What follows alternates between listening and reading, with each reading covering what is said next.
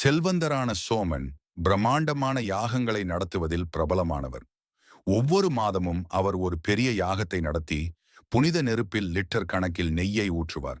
சோமனின் பிரம்மாண்டமான யாகங்களை விட வேறு எதுவும் புண்ணியம் தராது என்று மக்கள் நம்பினார்.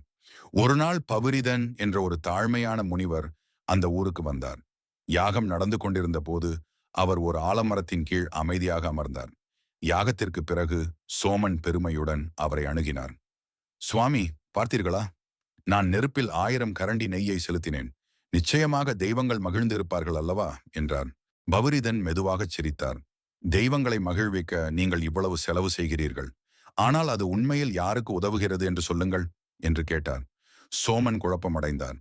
இது தெய்வீக ஆசீர்வாதங்களை தருகிறது சுவாமி என்று பதிலளித்தார்.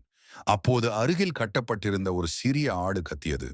அதை யாகத்திற்கு பிறகு விருந்துக்கு பலி கொடுக்க மக்கள் கட்டி வைத்திருந்தார்கள்.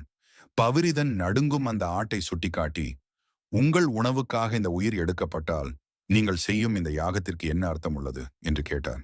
சங்கடமடைந்த சோமன், இது பாரம்பரியம், மக்கள் அதை எதிர்பார்க்கிறார்கள் என்றார். முனிவர் ஆட்டின் அருகில் நின்று கொண்டு, குழந்தாய், கவனமாக கேள்.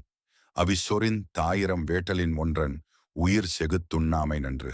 நெய் போன்ற பொருள்களை தீயிலிட்டு 1000 வேள்விகளை நடத்துவதை விட உண்பதற்காக ஓர் உயிரை போக்காமல் இருப்பது நல்லது. 1000 வேள்விகளை செய்வது காற்றை மாசுபடுத்தக்கூடும். ஆனால் ஒரு உயிரை காப்பாற்றுவது 1000 நெய்யை ஊற்றி நடத்தப்படும் யாகத்தை விட புனிதமானது என்றார்.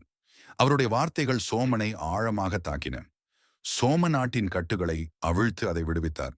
ஒவ்வொரு பாய்ச்சலிலும் அவருக்கு நன்றி தெரிவிப்பது போல் அந்த சிறிய உயிரினம் வயல்களுக்குள் ஓடியது.